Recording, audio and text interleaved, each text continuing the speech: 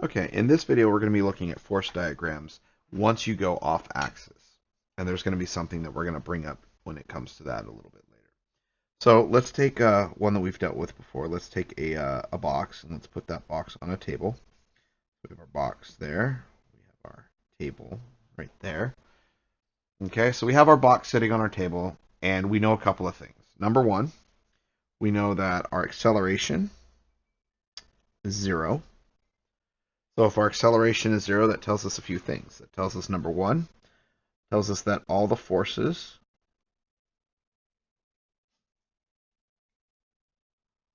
are balanced.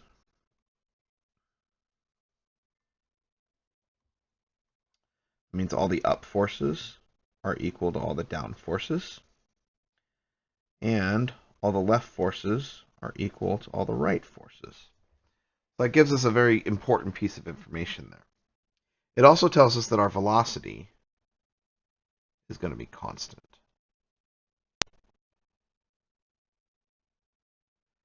Now, if we remember, velocity could have been 0, it could have been anything, as long as it doesn't change. That's what no acceleration means. So, with that piece of information in hand, we can then go ahead and we can draw our force diagram. So if we draw our force diagram over here, we know that we've got the force of weight. So that's going to be force diagram in that way, and we'll label it F of G. We also know that we have our force of normal going in the opposite direction. And we've got force of normal.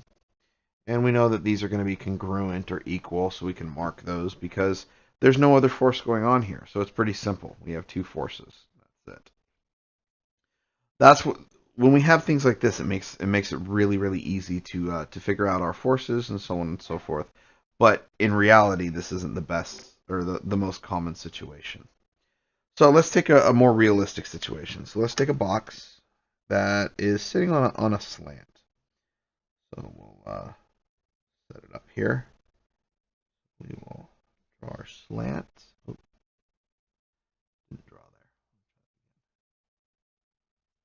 All right, so we have our slant. And let's say we put a box right there. Right there. There's our box. Now, I didn't draw it touching. We should probably draw that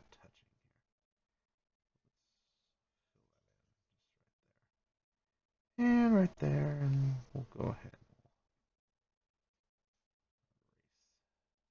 This. Clean this up a little bit, make it look a little bit better. Okay. So, we have our box all set up here. All right. Now, what do we know? Well, we know a few things to start. And let's switch back to red here. We know for a few things. We know that there's going to be... We'll go ahead. We'll say that the velocity here is constant. That tells us a few key things. Okay? First of all, it tells us that our acceleration is equal to 0 and that our forces are balanced. So that means first things first, we've got to draw our gravity. Now, is gravity going to be going this way? Gravity doesn't pull at an angle. It pulls straight down, straight towards the center of the mass. So that's not going to be true. So that's gone. So in reality, what we're going to have is we're going to have gravity going straight down in that direction. That's going to be the force of gravity. Okay? Now, just like gravity always pulls straight down, does normal force pull straight down? Well, we know it doesn't. It pulls actually always perpendicular to the surface that it's sitting on. So if we have that means what we're going to have is we're going to have a force of normal going off in that direction. So there's our force of normal. Now, these arrows or these vectors aren't to scale, so we're not going to pick on that. Just kind of direction is what we look at here.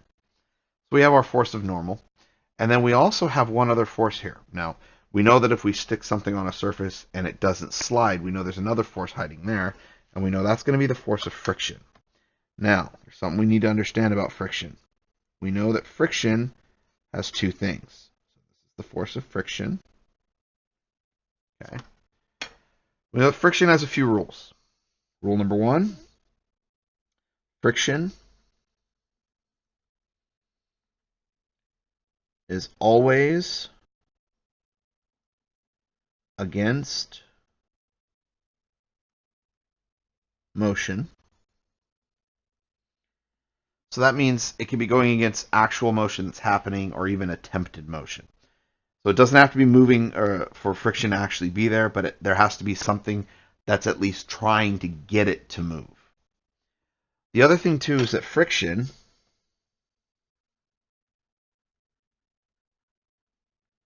is parallel to the surface.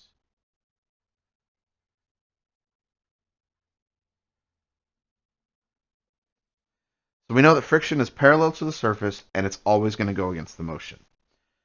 So this gives us a different type of force diagram. This gives us something where the forces are no longer straight up and down, but rather they're at an angle. Okay? So let's go ahead and let's take this force that we got right here. Let's take our force diagram in this case, and let's go ahead and let's redraw it on a new page. I don't want to keep this because it'll keep the table, and we don't really need to see that. But we'll go ahead. We'll copy it for later so we can come back and look at it.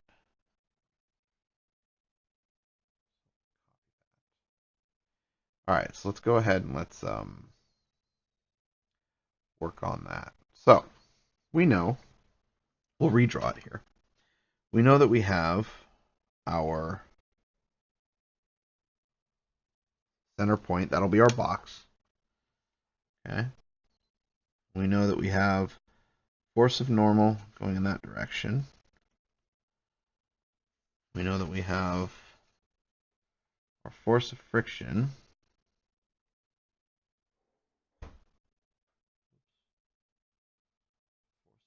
going in that direction. That's going to be our force of friction. Oh, clean that up a little bit. All right, gone. All right, so that's our force of friction, and then we know that the force of gravity is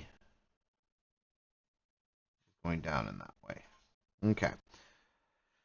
Now, if we were to look at this and we were to superimpose an axis, so if we were to go ahead and we were to grab, let's make it purple, we were to actually draw an axis here, we know that the axis would go up,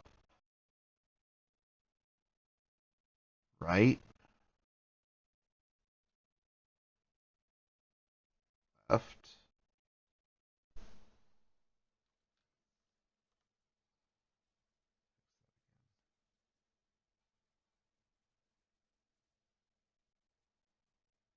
and down. But I don't need to draw it down here because we already have one that's actually sitting on that axis. So we've got 3 lines here, and of that, only one of them is actually on the axis. So the thing with this axis is it actually causes problems. So if we have our axes like normal, it actually causes problems because what's happening is we actually have components. Now, when I say components, I mean if we look at this line over here on the right. So let's look at the force of friction. Okay, so if we look at the force of friction, we know that this actually is not just going up, not just going right, it's actually going up and right. So that means it's got actually 2 parts to it. It's got an up part and it's got a right part.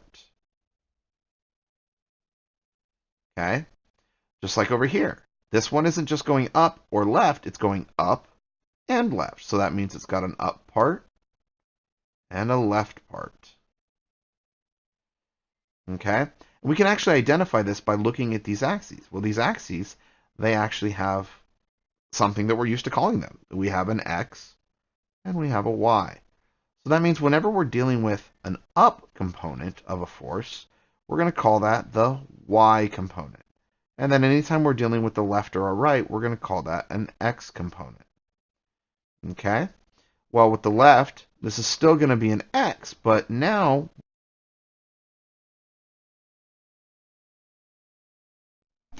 we're going in the opposite direction. So that means this is going to be a negative x. And then this one, since it's still going up, will be a y. And then if we had one that was going down, this would be a negative y. Okay? So we have these components that come into play and all these things that matter. But when we calculate these, we have to remember a couple of things. One, we're dealing with triangles. Okay? That's the first thing we have to identify, is that we're dealing with triangles. Because if you look and we go through and we mark right here, and if I were to take this section right here, this left and right, this x component is perfectly perpendicular to this up and down component, which makes this into a right triangle. And if we have this right triangle, we know if we have a right triangle,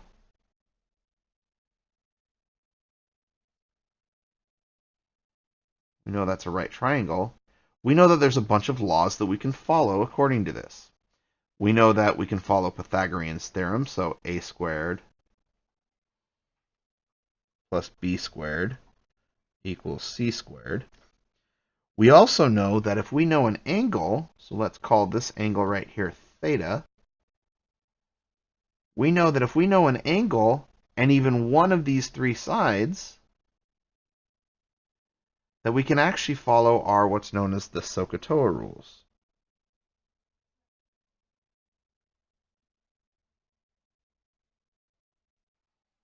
In which we can take either the sine of the angle, the cosine of the angle, or the tangent of the angle, and using either the opposite, hypotenuse, or the adjacent leg, we can actually take a look at this and we can figure out all of these other things. So using this, we can actually plug it into these force diagrams. So let's go ahead and let's ignore our normal force here, and we'll just say I have a force here, and we'll change colors here. Orange. So let's say I have a force of friction that's equal to 22 newtons, and it's traveling at an angle, or it's being applied at an angle of 37 degrees. Okay? So what that means is we take this triangle, go ahead and redraw it here. We know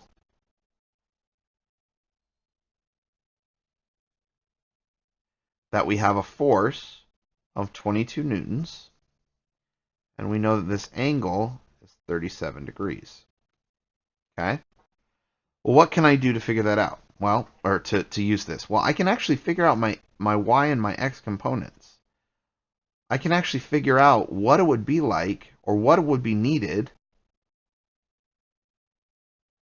to actually reproduce this force if I were to, say, have one person pushing up and one person pushing left and right. This is really important because if you remember, we go back to the previous slide, when we're looking at balanced forces, we only look at the ups and downs and the lefts and rights. We actually only look at these things, up and down. Do all the ups and downs balance out? Well, yes. Do all the lefts and right balance out? Yes. So that tells us that we need to look at the up and down and left and right components to be able to figure out if this object is moving and which way it's moving. It makes it actually much simpler. So we got to remember that if we follow this, we follow these rules, we can actually figure it out. So let's label, going back up here to this triangle here. So we know that if I know this angle, that would be the opposite. This would be the adjacent. And then, of course, this is our hypotenuse. If I move the angle, these opposite and adjacent, they do change. But it's whatever's farthest away from the angle that is known, that's your opposite. So I want to figure out my y component. So this will be my force of friction in the y direction. How do I figure that out? Well, right there. So we know that this is 37 degrees. We know this is opposite of it. So if we look up here, we have our angle. Which one is opposite? Well, there's opposite. Okay, so that means I know I need to have something with an O in it. Okay, so that means this one, no. So it's either going to be SO or TOA. Well, what's this part right here? We know that's our hypotenuse. So that means I need to find an H. So we have the O and the H. There's the one we're going to use. So that means I'm going to take the sine of theta. And that is going to be equal to the opposite over the hypotenuse. Now, to put this into terms that we're using, we're going to replace the word opposite with the force friction in the y direction. And the hypotenuse is actually going to be the force, or the force of friction. Okay? So, let's rewrite this. So we know sine of theta is equal to F in the y over the force of friction. Well, we have some numbers to that, so we know that sine 37 degrees is equal to F y over 22, forgot there, sorry, newtons. All right, so we have our formula. Now we can go ahead and we can solve for this. So that means our force of friction in the y direction is equal to sine of 37, put parentheses around that, times 22 newtons. Let's go ahead and grab a calculator and we can work that out. So we know that we take sine 37 and we multiply that by 22 newtons. Making sure that we have our parentheses, and oh, I better check my mode. Okay, so I'm in radians. I need to fix that. We need to go to degrees. That would have been bad. So, there. Okay, so now we'll go ahead and run that. So that gives me 13.23 and blah, blah, blah, blah, blah. Now, we don't need to have all these if we want to go by sig figs. We're only going to be looking at two numbers here, so we're just going to go ahead and stop at 13. So we know that we've got a force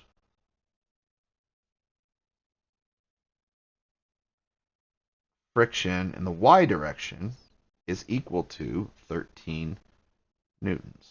So that's our y component of our force. Now our x component, we figure it out the same way, but this is no longer opposite. This is now adjacent. So we're not going to use the SO part. We're not going to use the TOA because we need the hypotenuse. So the only one left is the cosine, the ka. So let's go ahead and we can figure that out. So we know that we've got the force of friction in the x direction is equal to cosine theta is equal to the adjacent part there over hypotenuse. We know that we can replace this and we can turn it into actual force components. So we know that the cosine of theta is equal to force friction in the x direction over the force of friction. Plug in my numbers and then do the same thing I did over here with the multiplication, and you'll end up with the force of the friction in the x direction is equal to cosine 37 times 22 newtons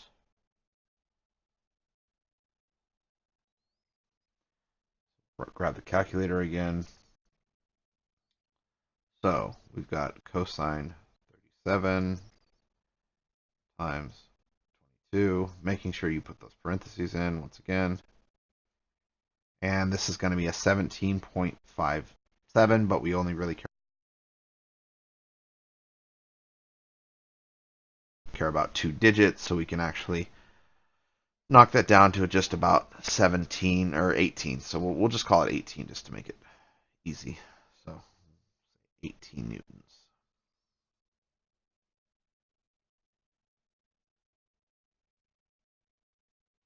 Okay, so we got 18 newtons there.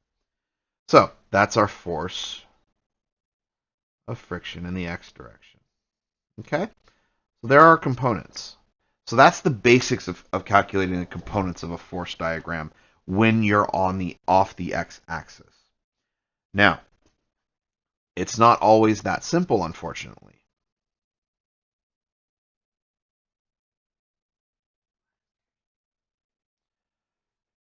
Sometimes you have to be careful because sometimes,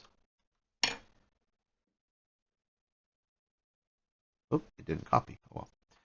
Sometimes you can't use that in that sense. So let's take our same exact force diagram that we've been using. Here's our object. Here's our force of friction.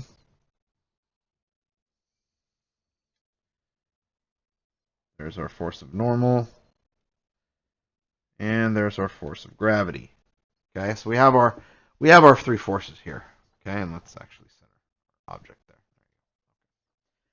Now, this makes things a little difficult. Well, it makes it difficult because if you look at it, we actually have two objects, two forces that are actually not on the x-axis. Or excuse me, not on an axis. And that is the worst line I've ever drawn. Let's try that again. Okay. There's our axis. There's our axis. There's our axis. So we take our axis, and we've only got one line that's actually sitting on it, and that makes it real difficult, because that means I have to figure out components for both sides, and it just makes the problem longer than we really need to make it. There's actually an easier way to do this.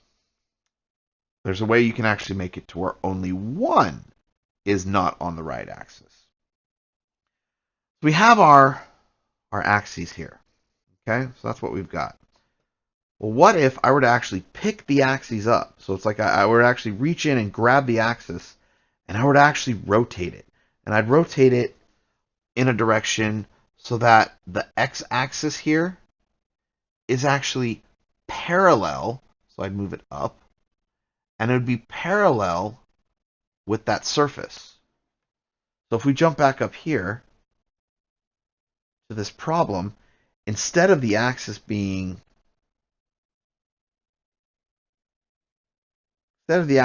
up and down like this, we actually make the axis in this direction. Now what you'll see is that this line right here, this normal force, is actually on the axis. This friction force is on the axis. We've got nothing over here, so it doesn't matter. And now the only thing that's not on the axis is gravity. That means I only have one force that's not on the axis. And the interesting thing about this is that if you were to look at it normally, okay, and I move it like this, here's my original axis, and I rotate it up to here, this angle that you have right here will be the exact same angle as this right here. They will be the same. So whatever this angle is, it translates into this. However much I move this axis, that's how far gravity will be off. So that means using this information, we can turn around and we can draw a whole new force diagram. So instead of just sitting there and doing that, we can draw our force diagram like this. We've got our force of normal going up. Here's our force of normal. Here's our force of friction. And now our force of gravity is actually in that direction. And this angle, this would be the 37 that I gave it earlier. 38 or whatever I gave it. Okay? It's the same angle that this was, which would have been 38 degrees, or sorry.